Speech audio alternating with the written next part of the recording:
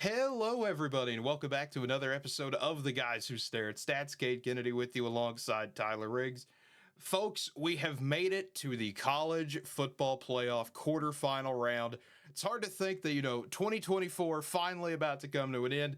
Games on New Year's Eve and then New Year's Day ringing in 2025. And Tyler, I really can't think of a better way to end the year, honestly. I mean, we're going to have the nice bowl slate going on tomorrow. Then, you the Fiesta Bowl, all that fun stuff. It's going to be great to just keep an eye on it. As always, before we truly get into all of this, feel free to like the video, subscribe to the channel, all those great things. Leave a comment down below. Tell us, what we got right, what we got wrong, what you think, any other really comments. You want to just put a comment about what the Texas Bowl is going to be. Cool. Do it. That's where we're at this point, honestly. But also, quickly, we usually save this for the end, but I want to say it here at the beginning. Thank you for all those people who have subscribed. Over 120 subscribers. That was around the goal we wanted to get by the end of the month. We got there. Let's shoot for 130 by the end of January. Let's just keep trying to average 10 a month out here, see what we can get. As always, thank you for that. Yeah, always great to see people join in on the conversation and tune in to it. So let's get to it. Some college football playoffs, Cade. Quarterfinals. What do you say? Absolutely. Sounds like a good idea. And of course, we've got to start with the granddaddy of them all. You have to start with the Rose Bowl, I feel like, this year. The most intriguing matchup, I would think, of the four. Ohio State and Oregon, the rematch of October 12th. Oregon got that 32-31 win. And honestly, what you would probably say is one of the best games of the regular season. I would think it would have to be in that discussion. And Tyler, I mean, I always start with the efficiencies. That's just how we always break things down. I mean, you talk about Ohio State, number 4 in defensive efficiency, number 5 on offense. Oregon, number 16 on defense, but number 2 on offense. When you look at how everything stacks up, efficiency-wise, yardage-wise, things are pretty similar. The matchup, kind of like the first time we talked about this game, it's going to be how well can Oregon's offense play against Ohio State's defense. Yeah, it is. And, Oregon did enough in that first matchup, obviously, to be able to escape it now. You're at home. You're in the zoo, right? You don't have that advantage here. It's the Rose Bowl. Probably still going to have maybe a little bit more of a home advantage for Oregon, I imagine, just based off the location. But we'll see. Ohio State fans travel well. They show up. And, man, what a difference for Ohio State that essentially a month makes, right? A month ago on this day, the 30th, they had lost to Michigan 13-10. Seemed like, oh no, sky's falling. Is Ryan Day going to be fired? What does Ohio State do? They say, all right, we got you. They show up, they pummel, and I mean pummel Tennessee. That was probably, Cade, disagree with me if you will, but that was the most impressive version of Ohio State I've seen this season. They were on a different level. And you hit the nail right on the head on that, where, a month ago, I basically told you, we talked about this. Ohio State's probably done for. We got to actually have that conversation about firing Ryan Day. I said they're going to lose to Tennessee. They had to play their best game of the year to win that game. Not only did they play good enough to win that game, they played good enough, I think, to make, we didn't do a recap video of this because of Christmas and all that other stuff being on the road. But if Ohio State wants to win a national title, you have to play like that. You have to set this tone. I think, honestly, what we saw was a mad, angry, frustrated Ohio State team that needed to take that anger that had been boiling up for week after week, hearing that they're done from, honestly, people like me who were just saying, hey, they're done. There's nothing they can do about it. I think it's time to flip that script, Tyler. I think now you look at that Ohio State team, what they did. There's only 2 or 3 teams, I think, in the remaining playoff that could stop Ohio State when they play like that. Now, Oregon happens to be one of them. We already saw that game happen. And I want to go into the stats of this real quick because a few outliers, I don't want to say outliers, but a few notable things, if you remember, that happened in that game. Number one, running game for Ohio State, shut down at times. Quinshon Judkins did not have a big game, but Travion Henderson did. He finished with 87 yards on 10 carries. Anytime you average 8.7 yards per carry, I don't care who you're playing, especially the number 1 team in the country, that's an amazing performance. And Evan Stewart for Oregon, a receiver, 7 catches for 149 and a touchdown. That was a career high for him. Obviously, I don't think either of those things are going to happen again. Those were 2 outliers that I really wanted to highlight there that happened for both teams. But just you look at the yards per game here. Ohio State only gives up 101 rushing yards per game. Oregon allows 126. Ohio State, number one pass defense in America. They only give up 141. If you saw what they did against Tennessee, they absolutely went to town against the Volunteers. Oregon gives up 176, which is still good, but it looks okay compared to what Ohio State's able to do to people on offense. Oregon, they run for 172. Ohio State puts up 168. Very similar stats there. Oregon throws it a little bit more, Oregon throws it a little bit more than Ohio State, 278 yards per game compared to Ohio State's 259. I think the real question to me, though, Dillon Gabriel can play well in these big games, but can he do it again against a team that's already seen him? Same thing for Will Howard. If you listen to him a little bit today, said, hey, listen, I think the 2 games we've lost, we beat ourselves. And he's not wrong. We talked about it when that game happened. The decision to slide with 1 second left, knowing that time was going to run down and basically costing your team the game. I would think Will Howard is going to look at this in a completely different situation. He's not going to let those mistakes get to him. I think this is going to be the best version of Oregon we've seen all year and the best version of Ohio State we've seen this season in this one. If we've learned anything about Dan Lanning and this Oregon bunch and Coach Lanning about getting the guys in the right mindset, he's a master at that. I think he's proven that already early in his career, in his tenure here at Oregon. He rises to these big games. So I fully expect the Ducks to be ready to play, mentally sharp and sound and ready to roll. They've had a good chunk of time to sit, kind of, breathe in a little bit and analyze some of those flaws. I'm curious because you mentioned that first matchup a lot. Outside of Will Howard's slide, and losing the fumble, well, didn't lose it. They were able to recover, but still, had a minor issue or two. Other than that, I mean, you look at the QBRs, these guys, these quarterbacks. That first matchup, Cade, 91.5 for Will Howard, 28-35 for 326 and 2 touchdowns, no picks. Gabriel was 97.1. He went for 341 and 2 touchdowns off 23-34. So they pretty much, drew even in that duel, right? And it was just that minute difference that pushed Oregon over the top. You talk about Evan Stewart having that career day. That was certainly notable. But Oregon didn't really have an answer for the combo, Jeremiah Smith and Emeka Egbuka. I mean, those two combined for 19 catches, $193, and 2 touchdowns in that game. So do they find an answer for him? Is that going to be enough? And I think you highlighted the run game appropriately, right? Travion Henderson had a big day. But for Ohio State, can you get Quinshon Judkins rolling? Because if you get both of those two guys going, boy, it takes a lot of pressure off Will Howard. And when he's as best is typically when he's able to not have that pressure on. Not say he's not clutch, but we've both seen it enough in the Big 12. If you put everything on his shoulders, he will falter.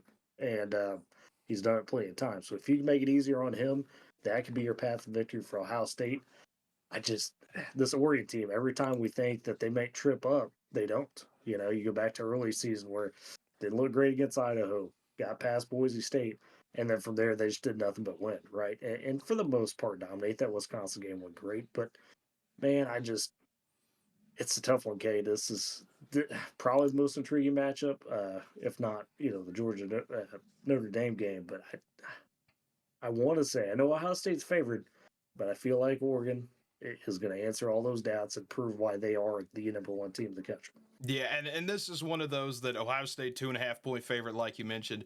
This is one of those that comes down to just the way the bracket shook out this year. And and this happens sometimes in March Madness where you get a game that really should not be this early.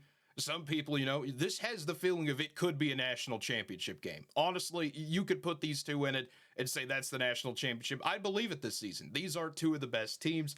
It's very weird seeing that 8 by Ohio State's name. And you talked about a little bit, home field advantage maybe for Oregon in this one. Fun stat of the day for you. This is the first time we've had an interconference Rose Bowl. 2 Big Ten teams technically going at it, but Ohio State fans travel super well. I would not be shocked if there's more Ohio State fans than Oregon. That's just the nature of this thing. They're hungry for it. It's been a whole decade. Boy, can you imagine that? That's a blue blood problem right there. It's been a whole decade since they've won a national title. It's been a whole decade since they've won 2 playoff games as well for the Buckeyes. But I think Ohio State, the way I lean with this one is if Ohio State, they played their best game against Tennessee. Repeat that. I think you're good enough to beat Oregon. Doesn't mean I think it will happen, But with the way Right. Ohio State played, the other debate I really want to have with you real quick on this is that idea of rest versus rust. We talk about this a lot, NFL playoffs for some teams, maybe the NBA or NHL. When you have kind of this wonky gap like you've had, where, Ohio State, every team had those 3 weeks off for the first round. Now you've played, you had that 9 days or 10 days officially, or 11 for some of the games, where you've had that week and a half to kind of get back in the groove of things. Oregon hasn't had that yet. Does that even play a factor? Are you a believer in that or not? With a lot of teams I would, but again, I have the firm belief that Dan Laning's the real deal. So I'm not as worried about that with him. You may see it on the first drive, right? There may be a situation where Ohio State comes out, punches first, and everybody goes, "Oh, watch out! This Ohio State team that we saw against Tennessee," and then Oregon kind of settles in. I'm not as worried about that with a coach like Dan Lanning. I think for a regular team, yeah, you might be a little worried about that. It's a long layoff, but for him, he's kind of one of those few I'd raise that exception to, if you will. Absolutely. And I agree with you there. I think Oregon's one of those special teams that it really doesn't apply to as much. That being said, though, it's hard to beat a good team twice. It was a 1 point game at Eugene. I think Ohio State corrects it and gets the Ooh, win in the okay. Rose Bowl. So we'll differ. That's fine. We'll It's good differ for the there. That's good. algorithm. Yeah, hey, you can't, one of us will be right. That's the good thing about Yes. that one. But the next one to get to, Notre Dame and Georgia in the Sugar Bowl, New Year's Day night. This should be a fun one. I mean, you talk about Notre Dame started this thing as a 1.5 point favorite. It's flipped to Georgia over time. Only a 1 point favorite, though, are the Dogs.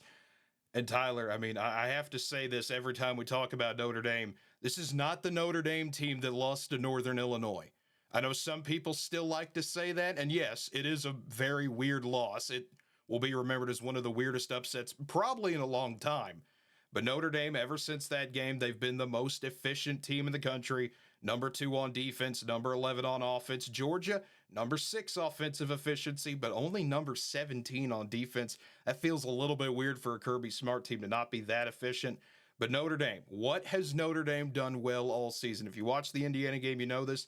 They can absolutely bully teams, not with their offense. It's a very simple, they're going to want to run the ball well. Their defense is outstanding, only giving up 162 passing yards per game.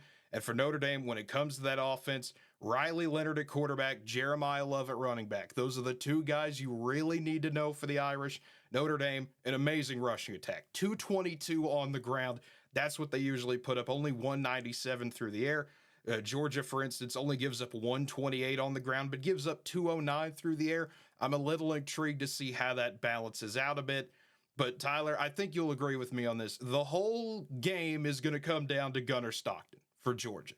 I would think, he play the second half against Texas, plays that overtime, is able to do enough, has the ability, I'd say more than Carson Beck, to extend plays, has some wheels to him.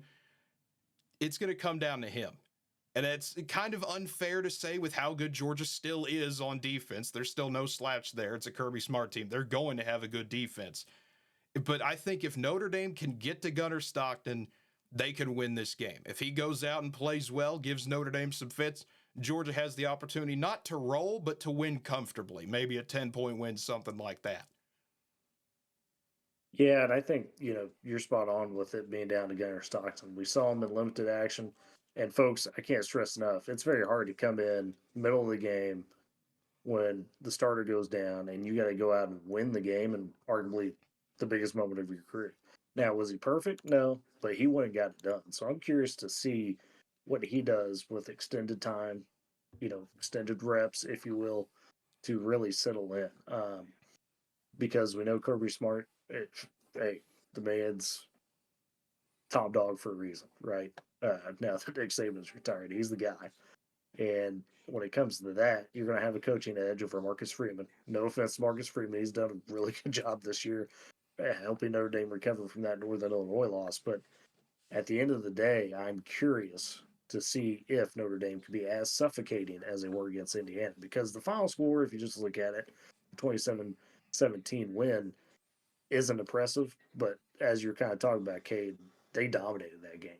I mean, Indiana couldn't breathe, and really they didn't breathe until Notre Dame finally in the fourth quarter said, "Hey, we're just going to try to bleed this clock out. Let's get this game over with, right? Credit to Indiana to put some points on the board finally. But those first three quarters were absolutely a show, a clinic put on by the Notre Dame defense. How do they do against an SEC team? One, especially that in terms of the size on the line, Georgia's going to have a little bit better time there, right? To match up with compared to what Indiana had. In terms of playmakers, probably got a couple extra compared to Indiana.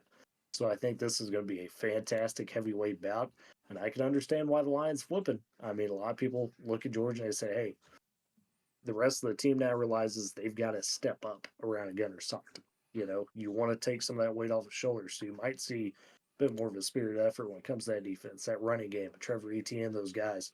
Can they say, hey, let's take a load off this quarterback a little bit? And that's exactly what I wanted to get to, because the rushing game for Georgia, I think this has the potential to be the story of the game if Notre Dame allows it to be. Remember, Georgia is 15th in the SEC when it comes to rushing offense, only 129 per game. Yeah.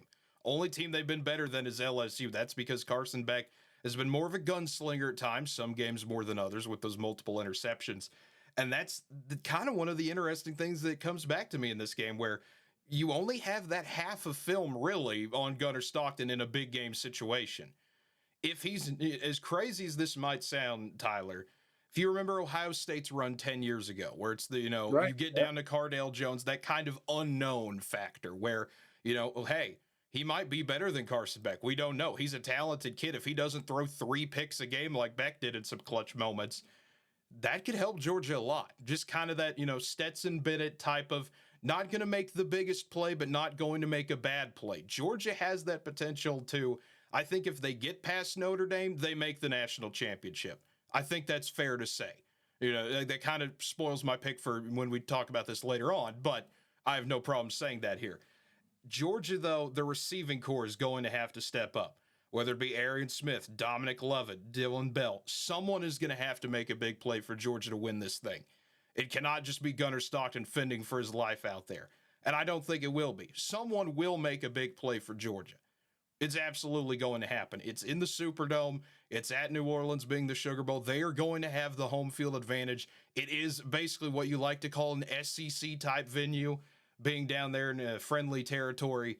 But something about this tells me, Tyler, just the gut feeling I have, this would be Notre Dame's biggest win in how long? What would you say? Yeah. I mean, it would be their biggest win of what? Easily the 2000s, probably. Yeah, biggest win since what? If we're counting every single Notre Dame game, biggest win of my lifetime easily, to go and beat a Georgia in a playoff game like this. This Notre Dame team's up for it. Should be a hospital atmosphere. So that would be that'd be real impressive. I don't know if I lean that way though. I just feel at the end of the day, this is where Georgia kind of reminds everybody, hey, you know what? We know we were up and down, but we've got that title experience. Absolutely. I think that experience comes into play, but something about this Notre Dame team, the way they shut Indiana down, remember, it's a 27-3 game with 5 minutes left. You get an onside kick and no one's even looking at this saying, oh, well, it was a 10-point game. The way Notre Dame's defense has responded time after time after time, no matter the opponent, the USC game was one of those where they showed their struggle a bit. And don't get me wrong, I'm not going to say Notre Dame's going to come in here and shut down Georgia. That's not going to happen. Georgia will put points up on the board. But I just think Notre Dame finally gets their moment where they finally show the world this is not the team that lost to Northern Illinois. This is not same old Notre Dame. I think Notre Dame, with that injury, with the injury quarterback for Georgia, with everything that goes, Notre Dame gets this win.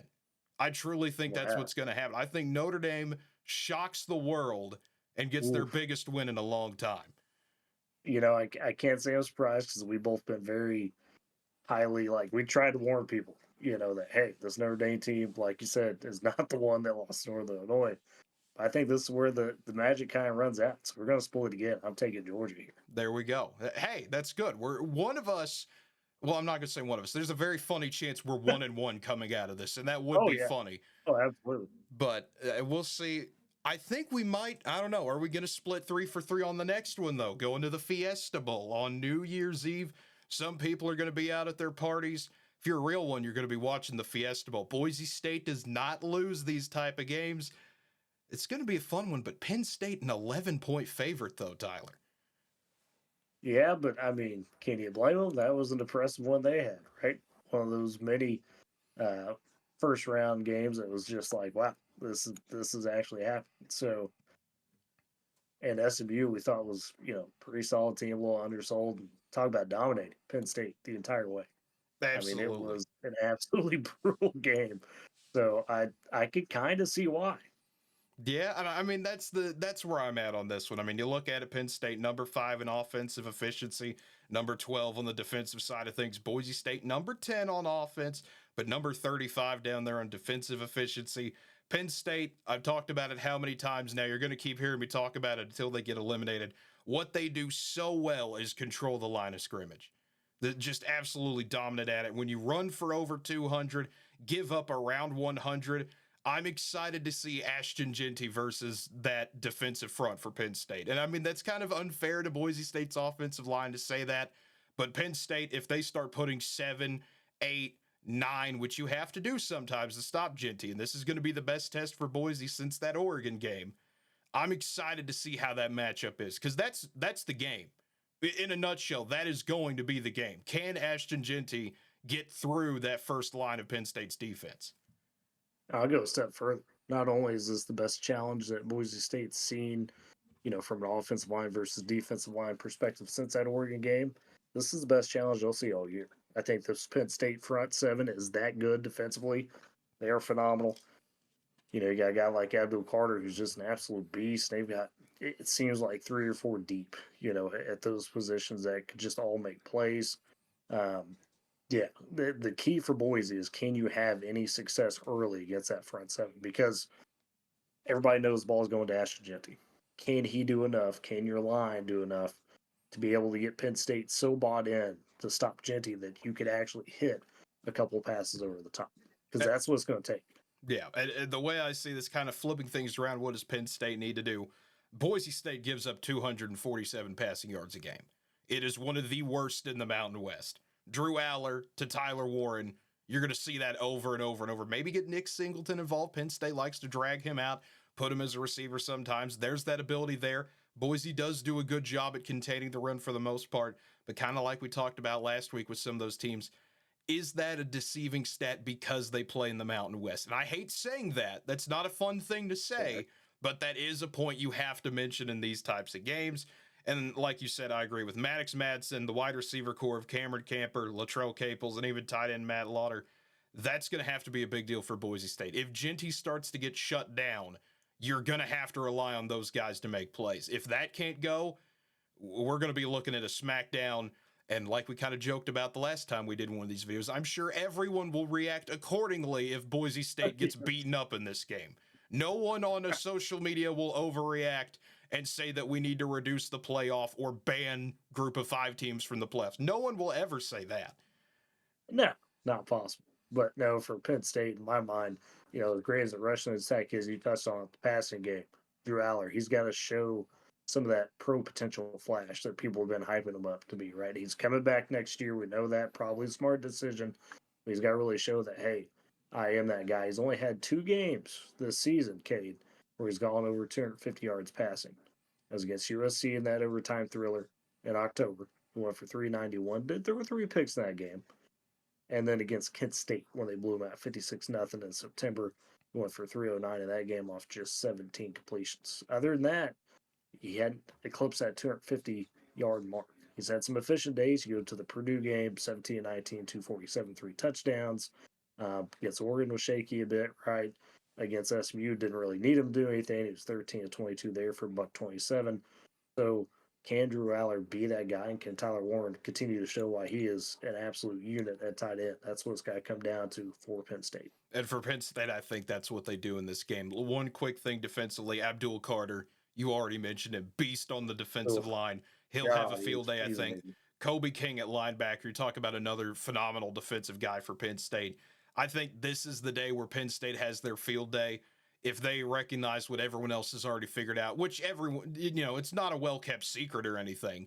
If Penn No, State starts putting no. 7, 8, 9 in the box, dare Boise to beat them one on one, I don't see a way that Boise State wins this game. It'd be a fun story, but all stories have to end at some point. I think this is the end of the ride for the Broncos. I think Penn State wins this one. I don't know if they cover that 11. I would say, 85% chance to 90% chance, depending on how I feel going into, tomorrow afternoon. But Penn State will definitely win this game. I hate saying that because Boise's been a fun team to watch this year, but Penn State is a fun team as well. I agree with you. And unfortunately, I got to say, yeah, they're covering that spread as Penn State. I think they take this by a couple touchdowns. Yeah, I think it's going to be, I don't want to say it's a beatdown, but with what they did to SMU, we both thought that might be a fun one. Don't want to say it's going to be that exact same thing, but it very well could.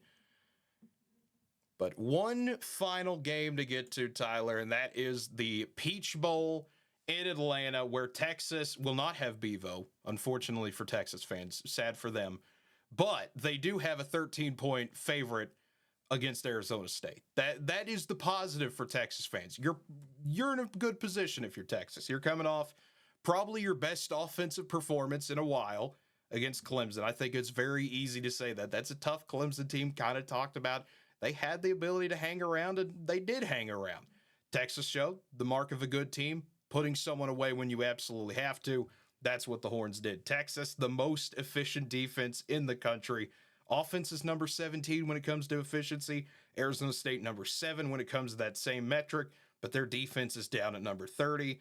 And for Arizona State, the two guys to know, we've been talking about them on this channel all season. Sam Levitt at quarterback, Cam Scatterbo at running back. You would talk about an Arizona State team, though, that is confident. Go look at what they said today. I mean, Cam Scatterbo, love him to death, basically saying, I am him. I think I'm the best player in the country. That's just a confident guy. He's not slighting anyone. That's just a confident player who thinks he could come in and win a game. That's what you want out of this team. Yeah, I mean, you've got to have that mentality, right?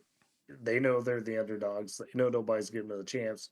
So why not come out and say, hey, we believe we're the best team in the country right now? And they've, to their credit, had one of the toughest closing stretches, right? Talk about that win against Kansas State on the road, at home against BYU, at Arizona, Iowa State in the Big 12 title game, absolutely murdered. So those were really good teams that they took out.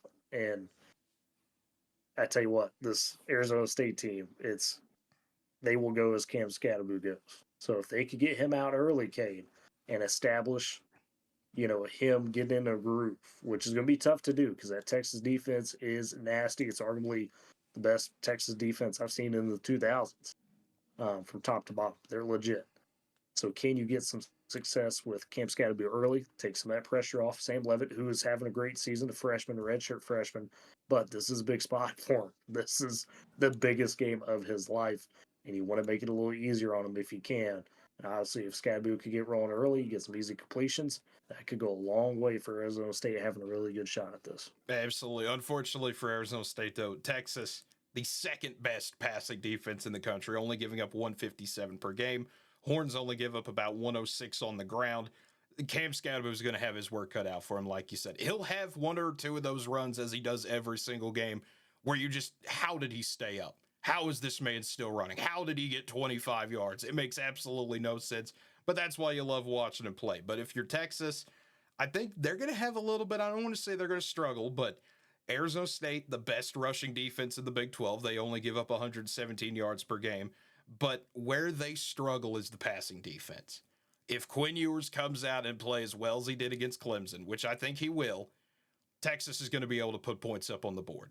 It's not going to be fun for Arizona State. Matthew Golden, Isaiah Bond, Ryan Wingo, DeAndre Moore Jr., even Gunnar Helmet tight end. If they all get going, this is going to be a long day for Arizona State.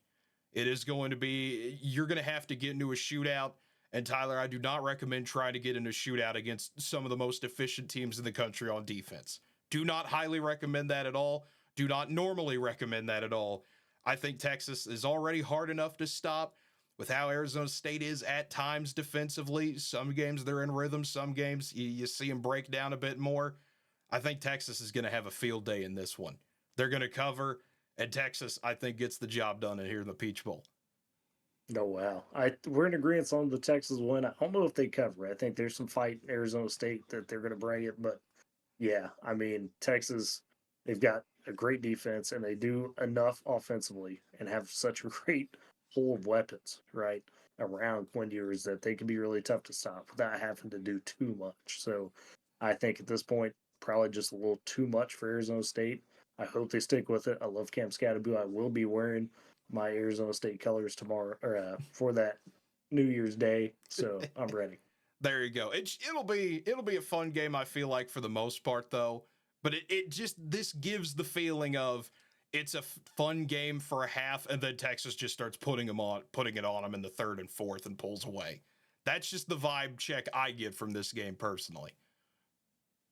Yeah, and that's very likely happen. Like I said, I mean, there's a lot that has to go right for Arizona State early. You need a good opening drive. You need the defense to show that, hey, we're going to bring a little bit of pressure, a little bit of fight to that Texas offense. If you don't get those things early, straight away, it might be a long day. Absolutely. But either way, Tyler, I mean, you talk about what should be 4 fun games, always one of the best times of the year, New Year's Eve and New Year's Day, going to be fun for football. I mean, it's always, even if you told me there were going to be 4 straight blowouts, I still would have fun with it. I'm sorry. I enjoy watching college football. Sue me. Hey, that's where I'm at. We joked about that with the overreacting from last week, a week and a half ago, whatever you want to call it now. I don't know. This is what happens when we go on Christmas vacation. I lose track of time and days merge together. It's not good, Yeah, Tyler. it does. It's a little bit. Yeah. But Yeah, either that's fair. way, it'll be fun. It always is. It's going to be a great time. I'm excited for all 4 games, and I hope you are too. Whether that be you, Tyler, or the people watching, it's going to be a great time. Enjoy the games, enjoy the festivities that come with it. This only comes around once a year, so it's always so much fun. That it is. Look forward to it. Look forward to all the totally normal reactions as usual. Absolutely. But folks, as always, until next time, feel free to like the video, subscribe to the channel, hit the like button. Just, again, cannot stress that enough. Number one way to build the algorithm. No, we appreciate the subscribers, leaving the comments. That like button does so much. You wouldn't think it would. It only takes a few seconds out of your day, but it does mean a lot. Hit that notification bell as well to be notified when new videos come out, because, we'll get college football playoffs. We've got the NFL playoffs around the corner, college basketball conference play about to get going. It's about time to start delving into some more things, NBA as well, as we go along. It's going to be a fun ride you're going to want to stick around for. So folks, until next time, have a good one, everybody.